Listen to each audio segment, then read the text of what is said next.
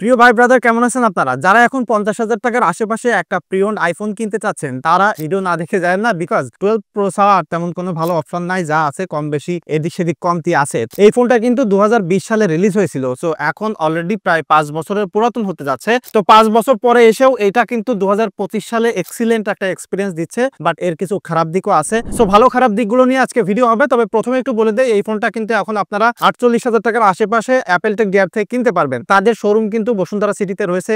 যারা মূলত প্রিয়ন ল্যাপটপ অথবা স্মার্টফোন কিনতে চান, তারা তাদের সাথে কন্ট্যাক্ট করতে পারেন। ঢাকার বাইরে থাকলে আপনারা কুরিয়ার করেও তাদের কাছ থেকে নিশ্চিন্তে প্রোডাক্ট নিয়ে নিতে পারেন। বিস্তারিত এই ভিডিও ডেসক্রিপশনে আমি দিয়ে দিচ্ছি হোয়াটসঅ্যাপ নাম্বার সহ। যাদের দরকার তারা একটু কন্ট্যাক্ট করে নিন। সো প্রথমে এটা ভালো দিক দিয়ে শুরু করতে চাই, বিকজ পজিটিভ ভাইব সবসময় আসলে ভালো হয়। ফার্স্ট অফ অল এইটার ডিজাইনটা একটু দেখেন। এই ডিজাইনটা স্টিল ভেরি প্রিমিয়াম। জাস্ট আপনি কিনেন বা না কিনেন, যে কোনো জায়গায় যে এটা জাস্ট হাতে ধরলে আপনি বুঝতে পারবেন কত প্রিমিয়াম বিল কোয়ালিটির একটা ফোন এটা। এবং জাস্ট ডিজাইনটা দেখেন, এখনকার সময়ের সাথে সাথে এটা খুব ভালোভাবে কোপ আপ করতে পারে। সো ডিজাইন এবং বিল কোয়ালিটির দিক থেকে চিন্তা করলে 2025 সালে এসেও আইফোন 12 প্রো একটা ডেফিনেটলি ভালো ফোন হবে। এবং এটা হাতে থাকলে ডেফিনেটলি আপনারা জানেন যে অ্যাপেলের লোগো আছে, সো আরো একটু প্রিমিয়াম ভাইব কিন্তু আপনি পেয়ে যাবেন। মানুষের মাঝে একটু ফ্লেক্সও নিতে পারবেন। সো সেকেন্ড যে ভালো দিক সেটা হচ্ছে যে এটার পারফরমেন্স। এই ফোনটাতে ব্যবহার করা হয়েছে অ্যাপেলের A14 বায়োনিক একটা প্রসেসর, তার সাথে কিন্তু 6GB র্যাম রয়েছে আর NVMe স্টোরেজ টাইপ রয়েছে। তো আফটার 4-5 ইয়ার্স দেখেন এই ফোনটা এখন একদম সুপার স্মুথ একটা পারফরমেন্স আপনাকে দিবে।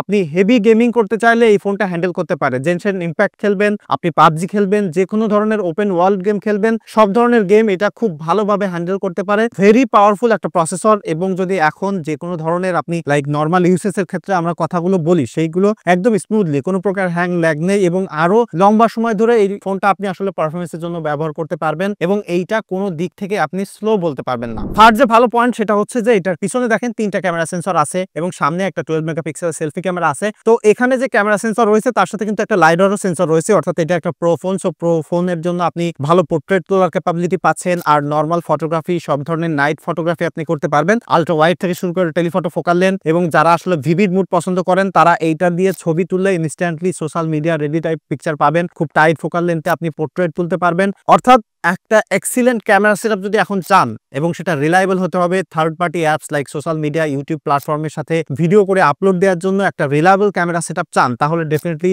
অ্যাপলের ডিভাইস সবসময় এগিয়ে থাকে। আর এই বাজেট সেগমেন্টের হিসাব করলে আইফোন 12 প্রোর উপরে কিন্তু কিছু নাই। তবে ভাই, অ্যাপেলের ডিভাইস কিনলে অনেকেই কিন্তু ভিডিওগ্রাফির জন্য কিনে থাকেন। সো অ্যাপেলের ডিভাইস এই ফোনটা এখন কিনতে গেলে ভিডিওগ্রাফিতে কিন্তু আপনাকে একটু স্যাক্রিফাইস করতে হচ্ছে। সেটা হচ্ছে যে এই ফোনটাতে সিনেম্যাটিক ভিডিওটা নাই, আর আপনি নর্মালি 4K 60 FPS পর্যন্ত ভিডিও করতে পারবেন।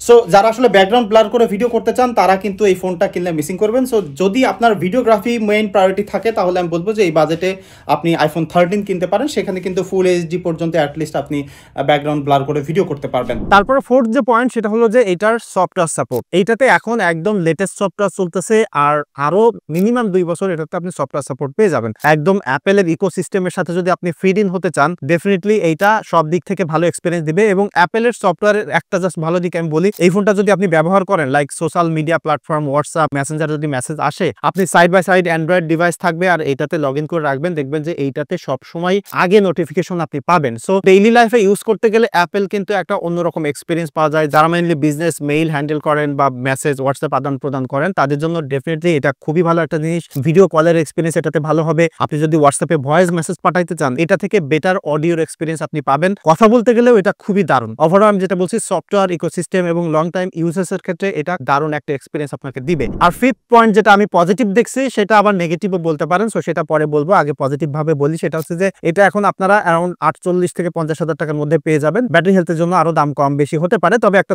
জিনিস দেখেন, সেটা হচ্ছে যে দাম এখন পাচ্ছেন, সেই দাম হিসেবে আপনি যদি অ্যাপেলের ডিভাইসের কথা চিন্তা করেন, তাহলে এটা একদম কমপ্লিট একটা প্যাকেজ। সো দামের দিক থেকে চিন্তা করলে আমি বলবো যে এইটা এখন একটা best value for money device, যদি আপনি জাস্ট বললাম যেটা অ্যাপেলের দিক থেকে চিন্তা করেন। সো এবার আসি যে মন খারাপের দিক, মানে এই ফোনটার আসলে এখন খারাপ দিক কি, বা আপনি যদি অন্যান্য ফোনের সাথে কম্পেয়ার করেন তাহলে স্যাক্রিফাইসটা কোথায়। প্রথমত এই ফোনটাতে এখন 60 হার্টজের ডিসপ্লে পাচ্ছেন। তো 60 হার্টজের ডিসপ্লে 2025 সালে এটা খানিকটা বামার বলতে পারেন। আপনি যদি আবার অ্যাপেলের দিক থেকে দেখেন, তাহলে তাদের যে 15 সিরিজ বা 16 সিরিজ একদম বেস্ট ভেরিয়েন্ট আছে, সেখানে কিন্তু এখনো 60 হার্টজের ডিসপ্লে ব্যবহার করা হয়েছে। বাট তাদের প্রো সিরিজের ফোনগুলো 13 প্রো বা প্রো ম্যাক্স থেকে কিন্তু তারা এলটিপিও ডিসপ্লেতে গেছিল। তো সেই দিক থেকে চিন্তা করলে ডেফিনেটলি ডিসপ্লে দিক থেকে এখানে একটু ব্যাকডেটেড আপনি হয়ে যাচ্ছেন যদি অ্যাজ পার আপনি অন্যান্য ফোনের সাথে কম্পেয়ার করেন এই বাজেট সেগমেন্টে। সেকেন্ড যে পয়েন্ট সেটা হচ্ছে যে এটার ব্যাটারি ব্যাকআপ। এটাতে মাত্র 2815 মিলিঅ্যাম্পিয়ার একটা ব্যাটারি আছে। তো এই ব্যাটারি সাইজ হিসেবে ব্যাটারি ব্যাকআপ এটা খুবই ভালো, এবং যদি এটা একদম ফ্রেশ ব্যাটারি বা ভালো ব্যাটারি ওয়ালা ফোন আপনি এখন পেয়ে যান তাহলে এটা থেকে এখনো ভালো ব্যাটারি ব্যাকআপ পাবেন। বাট আমি দেখছি যে অন অ্যান অ্যাভারেজ এইটা থেকে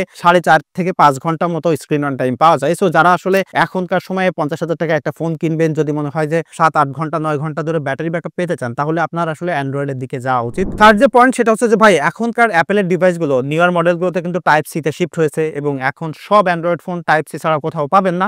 সো এই ফোনটা কিনতে গেলে আপনাকে লাইটনিং পোর্ট কিন্তু ইউজ করতে হচ্ছে। সো এখন যেখানেই যান আপনাকে এক্সট্রা করে চার্জিং কেবলটা আপনাকে নিয়ে বেড়াইতে হবে। সো সেটা একটা ড্রব্যাক এখনকার সময় ডেফিনেটলি বলতেই হবে যদি আপনি 50,000 টাকা রেঞ্জের কথা চিন্তা করেন। এবং চতুর্থ যে পয়েন্টটা সেটা আমি এই খারাপ দিকেও বলবো না আবার ভালো দিকেও বলবো না, সেটা হচ্ছে যে একটা আপনাদেরকে নোট দিয়ে দিই, আর তাহলে এই ফোনটা কিনতে গেলে এখন আপনাকে ভালো ট্রাস্টেড একটা জায়গা থেকে কিনতে হবে, বিকজ এই ফোনটা মোস্টলি এখন কিন্তু রিফার্বিশ বা এটা সেটা চেঞ্জ করা বিভিন্ন রকমের কেরিকেসি কিন্তু থাকতে পারে। সো একটা রিলায়েবল জায়গা থেকে যদি আপনারা ভালো প্রোডাক্টটা পান এটা, তাহলে এখনো খুবই ভালো এক্সপিরিয়েন্স পাবেন। সো যেমনটি বলছিলাম যে আপনারা যদি একটা আসলে রিলায়েবল শপের কথা বলেন তাহলে আমি ডেফিনেটলি অ্যাপেল টেক গিয়ারকে সাজেস্ট করি। আর আপনারা যারা আসলে এই ফোনটা ব্যবহার করতেছেন তাদের আসলে এক্সপিরিয়েন্স কেমন এখন ডেফিনেটলি সেটা কমেন্ট করে জানাতে পারেন।